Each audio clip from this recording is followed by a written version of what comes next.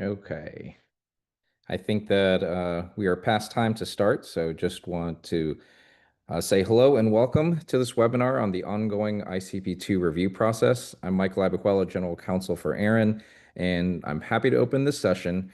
ARIN is hosting this webinar to update the community on the status of this ICP-2 review process, as well to clarify issues and items that you will see in the RIR Governance Document draft that is currently out for comment and consultation. We're pleased to be joined today by the three ARIN region representatives on the Number Resource Organization Number Council. We have Amy Potter, Kevin Bloomberg, and Nick Nugent. So thank you for their attendance. We also want to take a moment to recognize the efforts of the NRONC in this process and thank them for their hard work on this very critical work that they are doing right now. So, but without further ado, I want to turn this over to Nick Nugent, who will be walking us through the presentation. So thank you, Nick. Thanks, Michael. So this presentation is going to be very similar to the presentation that we provided at the last ARIN meeting. But for those who are not able to attend, hopefully this is helpful. Again, this is a presentation on the draft RIR governance document, which is currently out for comment, and we look forward to continued engagement from the community about it. Okay, here.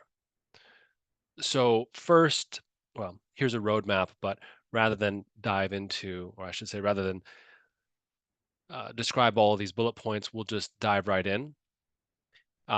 Concerning the ASO-AC, as many people know, the ASO is one of the three supporting organizations under ICANN, the other two being the GNSO and the CCNSO.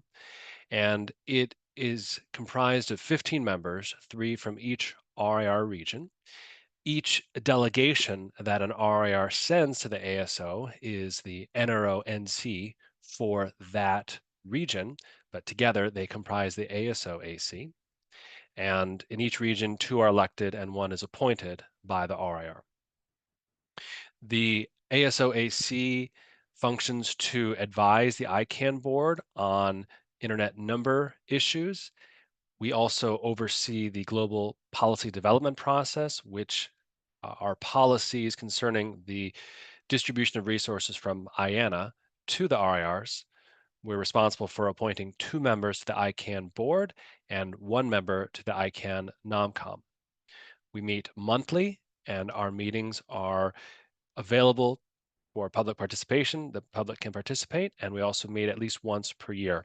Our next in-person meeting will be at the next ICANN meeting in Prague.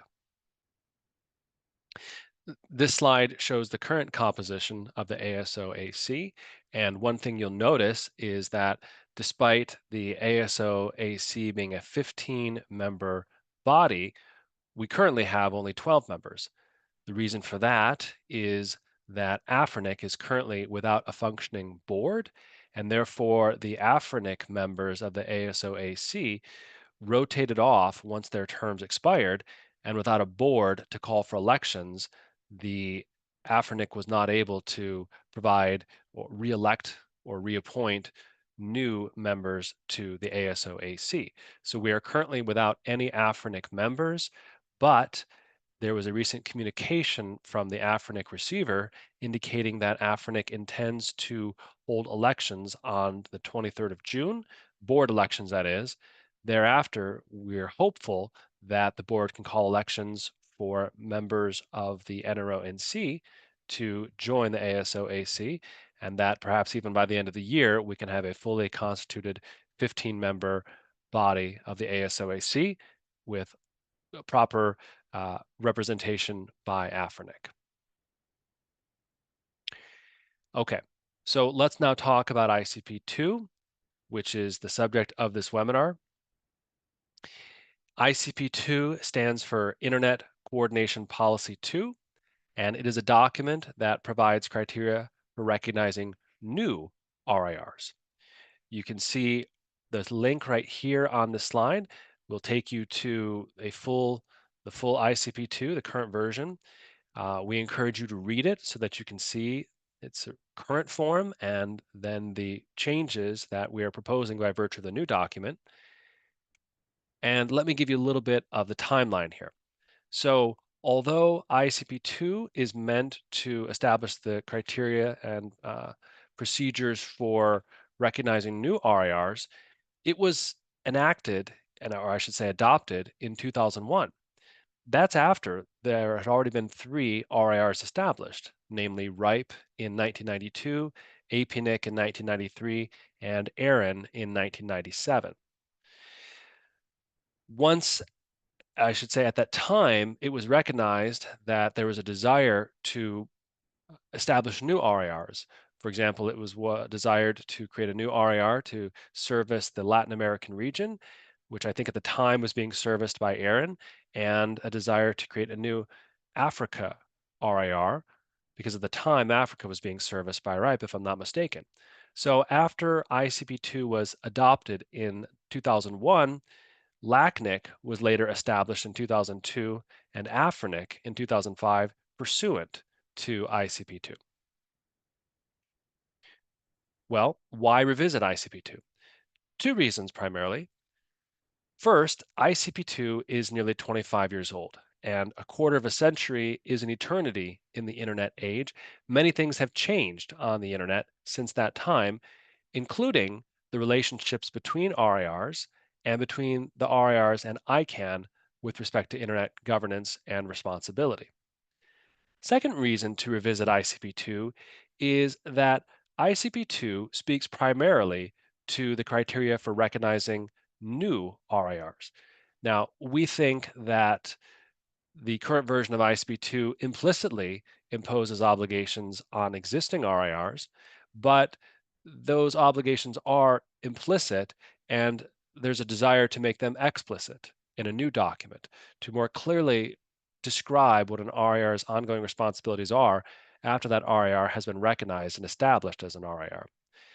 And if that RIR should cease to comply with its obligations under ICP-2, we would like a clearer explanation of the process for derecognizing that RIR in the event that that became necessary. As a result, in October of 2023, the NRO EC asked for the ASO-AC's help with strengthening the RIR system. Now, just a brief note here, I've talked about what the ASO-AC is. That's the 15-member body that has 3 members from each RIR, from each region. The NRO-NC is the 3-member delegation that comes from each region. What's the NRO-EC? The NROEC is the body of the heads of each RIR. So the CEO or executive head, however so named. So it consists of the currently John Curran, for example, and ARIN, and Hans Petter from RIPE. In fact, Hans Petter, I believe, is the chair of the NROEC this year, although it rotates each year. So the NROEC asked for the ASO-AC's help with strengthening the RIR system, and the request comprised two specific tasks. The first was to create, or I should say, assist in the creation of implementation procedures. Let me just elaborate on that a little bit.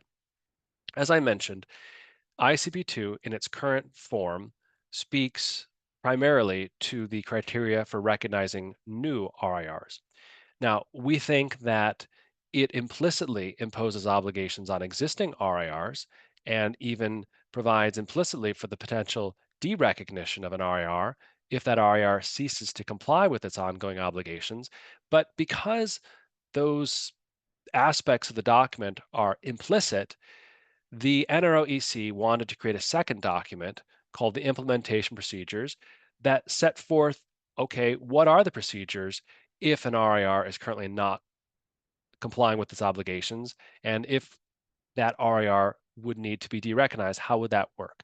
That's what the first document is, the implementation procedures. So the NROEC drafted a draft implementation procedures document, provided that to the ASO-AC for our input.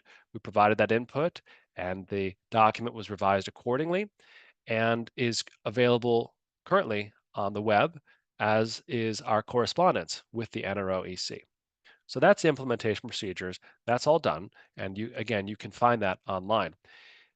The second task has been the more involved one, and that's to strengthen ICP2 itself.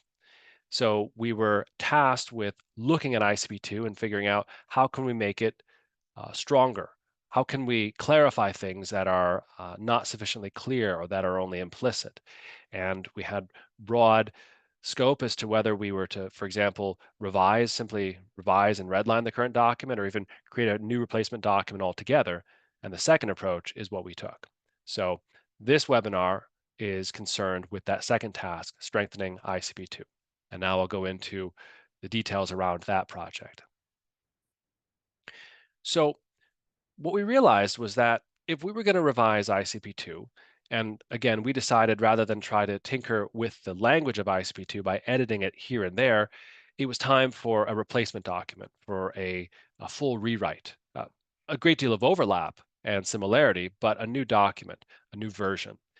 Rather than just come out with a draft document, a draft new ICP2, that might spur a lot of conversation about very small things, punctuation or organization or details around how particular services like RPKI are provided or things like that. We didn't want to get bogged down in the details. So we thought, let's start with the first document. Let's start with a set of principles, core principles as we think of them. What should the next version of ICP2 contain? We came up with a set of 24 core principles, each of which has a name and then a short description of what we thought the new document should contain. And we published that as something called the principles document. We published that, and then we conducted a public consultation on it from October through the 6th of December in 2024. That consultation, I'll get into some more details around that, but essentially it was conducted both as an ICANN consultation and a consultation among the RIRs. Then we reviewed that feedback. We incorporated learnings from that feedback into a consultation report. Again, I'll provide more details about that. And then we published a full draft document, which we call the RIR Governance Document, launched that for community consultations, and those community consultations are ongoing right now. Okay, here is another timeline of the process. I won't spend any more time here, but other than to say that, as indicated on this slide, we are currently on the public comment phase of the ICP2 review project. Okay, let's talk briefly about the principles. Again, this was a document of 24 principles that we thought should inform the drafting of the new document. And we put it out for consultation from 8th of October to 6th December 2024. We were fortunate to receive a lot of feedback, a lot of great feedback from the community. As indicated on the slide, 14 responses from the ICANN public comment and almost 200 from the RIR consultation. And then we set to work digesting it. We read every single response, we considered and discussed every single response, and we took into account the feedback that we got. We not only discussed it and analyzed it internally, but we decided to provide a report back to the community, essentially summarizing the feedback that we got on the principles. So we published a consultation report. You can see a URL on this slide that will take you to that consultation report, or you can use the QR code here. And here's just a snapshot of the report for those who are interested. We first devoted, with a lot of help from the communications folks, they really did a fantastic job. We first devoted some space in the report to explaining our methodology for how we analyze the responses. For example, we noticed some duplicates, so we described our deduplication methodology, although we have a raw report that has all of the responses, and then we have a deduplicated report that has the deduplicated responses. And then we have, for example, metrics on the types of responses that we got. Here's an example of the kind of summary that we provided for each principle. So as I mentioned, the principles document had 24 principles, each with a pithy name and then a short description. You can see here the very first principle, the authority principle. And I won't read the full text of the authority principle, but it's there in bold. For each such principle, we asked the community to indicate whether they strongly agreed, uh, disagreed, were neutral, agreed, or strongly agreed with the principle. And then we provided a space for them to provide free-form commentary, their feedback on the principle. And so then in the report here, as you can see, we summarized the comments that we got, and then we even provided some verbatim quotes of some of the responses that we got. So we did this for each of the 24 principles. Again, we encourage you to take a look at that report if you're curious about the feedback that was received. But it isn't that we simply got the feedback and then reflected it back to the community. We took it we took it seriously. We discussed it. We analyzed it. We said, what do we need to be doing when we draft the document that takes into account the feedback that we got? And it did affect our drafting. It affected our drafting in multiple ways, but we've highlighted just a few on this slide here. For example, one of the pieces of feedback we got is, what does it mean for an RIR to make a decision? What does it mean for them to approve a particular proposal? Would that be a particular vote among the members? Would it be a board decision? Would it be a decision by the CEO? And we realized that yes, that's a good question. We need to solve that problem. And so as a result in the document, one of the things that we did is we said, you know what, we're not going to be prescriptive about how a given RIR makes a decision. We're going to leave it to that RIR to make a decision in accordance with its own internal processes. So whatever that looks like, whether member voting or board decision, what have you. One of the pieces of feedback we got is, what if a candidate RIR is not satisfied with the decision? Is there any opportunity for appeal or reconsideration? And we thought, you know, it would make sense to provide some mechanisms like that. And so we added to the document when we drafted it a certain appeal or review process if an RIR disagrees with the decision that was made. A couple more requirements around privacy and corporate governance, which I'll talk about a little bit more later. And again, these are just a few of the ways in which we took the feedback to heart as we drafted the actual document. Okay, so all of that is prelude to the document itself, which we're currently calling the governance document for the recognition, maintenance, and derecognition of regional internet registries. Long, so you can call it the draft RIR governance document instead, which is what we've been calling it. But that is a placeholder name. We're not married to the name. If anyone can think of a better name, we are certainly all ears and would be happy to consider it. One thing here that you'll notice is that it's not called ICP-2. It's not called ICP-3. That ordinal was already taken anyway. It's not called ICP-4. The ICP series has been retired in terms of putting out new policy documents. So we're calling it something entirely different. And this new document will supersede and replace ICP-2. And it just occurred to me as I'm about to advance to the next slide that there's something that I forgot to mention when I talked about the ASO-AC and its role, and that is that the ASO-AC consists entirely of volunteers. We are 15 volunteers when we're at full strength from the different RIRs. We do not work for the RIRs. We're not staff of the RIRs or employed by them. We're just folks who have day jobs who care about internet governance and therefore volunteer for the ASO-AC. Okay, so if you'd like to review the RIR governance document, and we strongly encourage you to do so, here is a URL and a QR code to take you to the document. And I will say that we have had less involvement or fewer responses during the consultation on the RIR governance document than we had on the principles document. And I think the reason for that is actually fairly intuitive. It's that the principles document was very easy to review in sort of bite-sized fashion. You just took a look at, here's the principal name, here's a, you know, 2 or 3 sentences about the principal text, sometimes a single sentence. Do you agree? Yes or no? What's the feedback?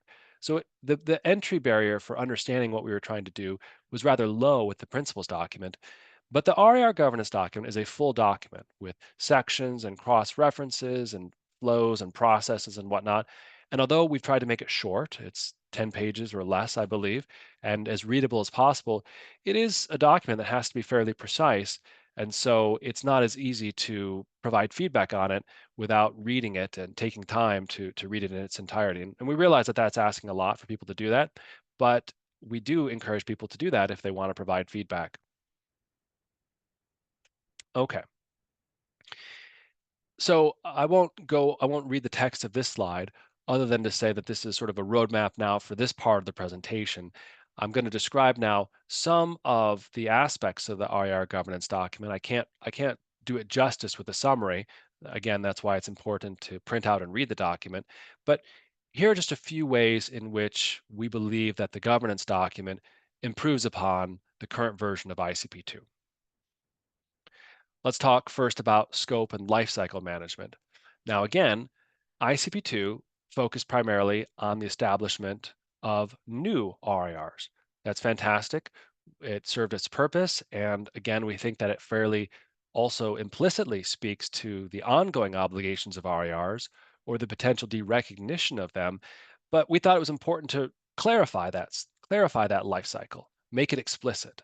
And so in the new governance document, we clearly delineate the three life cycle stages of an RIR, namely recognition, operation, its ongoing obligations and requirements, and then potentially derecognition. Just because there are three life cycle stages doesn't mean that all RIRs will go through all three. It's our hope that an RIR can continue in its role indefinitely. But these are the three potential states of being for an RIR, and we've tried to make them explicit in the new governance document. Let's talk about governance structures.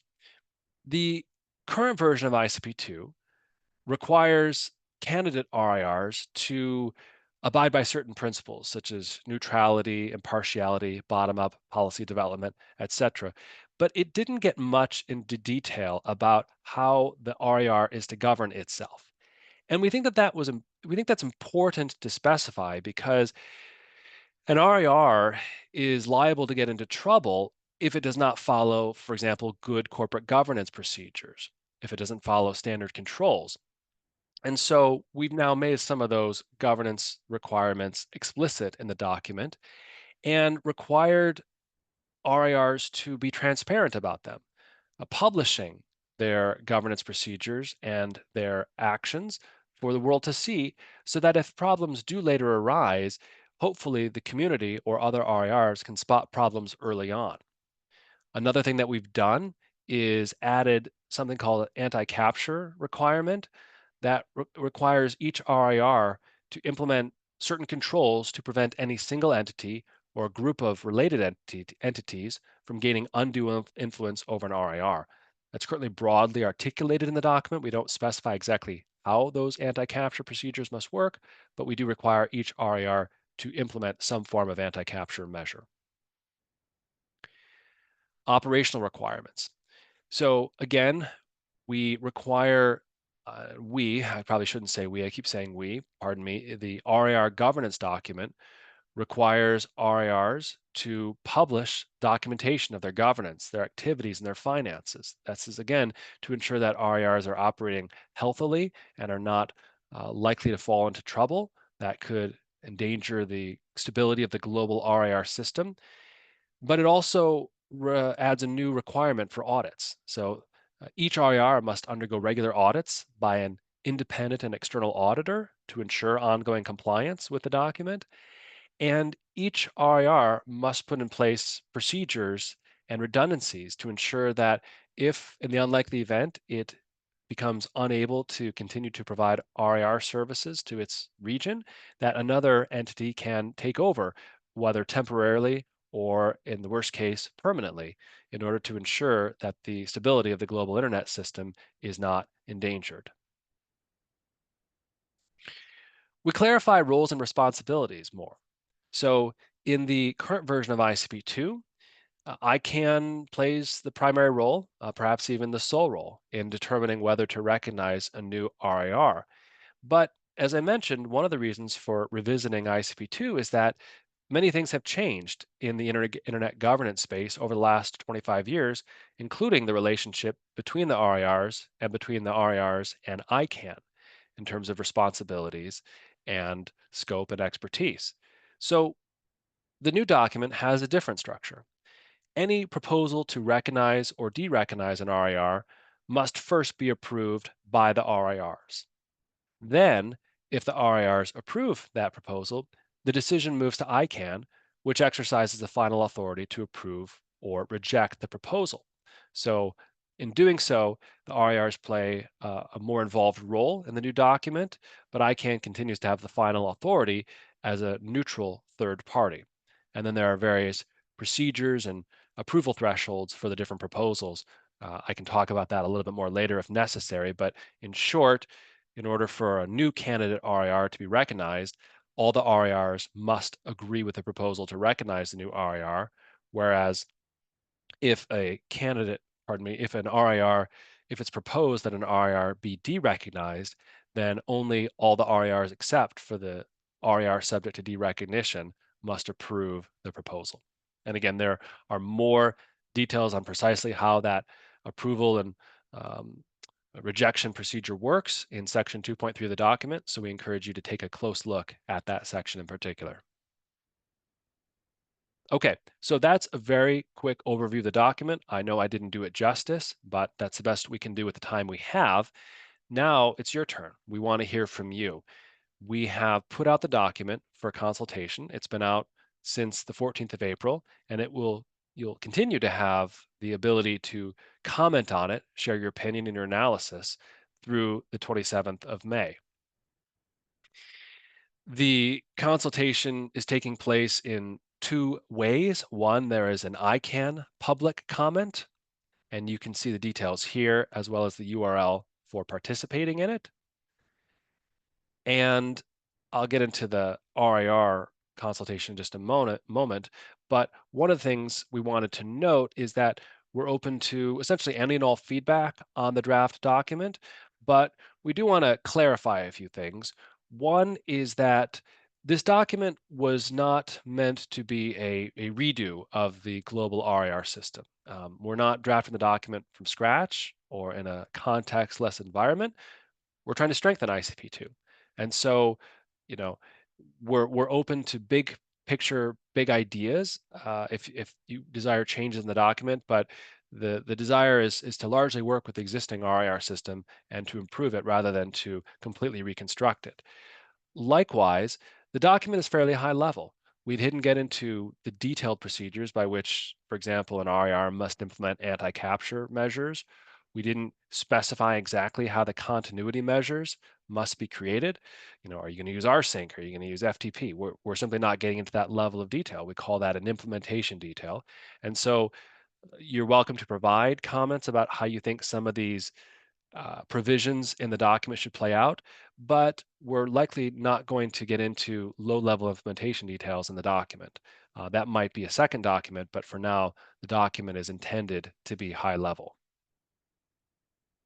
Okay, so I mentioned the ICANN consultation that is ongoing. Let's talk now about the RIR consultations, and that is taking place essentially in a five-fold fashion. Each RIR has created its own dedicated mailing list to discuss and to collect feedback about ICP-2, and you can see each of those lists on this slide here. You can subscribe to and participate in all five lists if you like. The remaining slides provide the specific links for each RIR consultation, and I'm just going to fly through these here. Obviously, this is an ARIN webinar, so I'll focus on the ARIN consultation, and here are the links for that.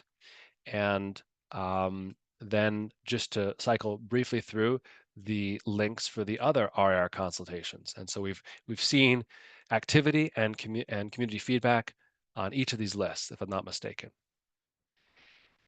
After the consultation closes on the 27th of May, we will meet as a body at ICANN 83 in Prague to review the feedback. I'm sure we'll review it before then, but we'll meet to discuss it and to analyze it with the same degree of attention and seriousness that we did to the feedback on the principles. And then our attention will next turn to drafting a revised document. Obviously, this was a first draft, and we intend to learn from the consultation. So during the September of this year, it's our hope to publish a revised and final version. And then in the fourth quarter of 2025, to provide that final document to the NRO EC and to ICANN for them to approve and adopt in accordance with their processes. And that's all I have in terms of slide content. I'm happy now to take questions along with my colleagues, Amy and Kevin, as well as Michael and others who want to participate. Thanks very much. All right, if you have questions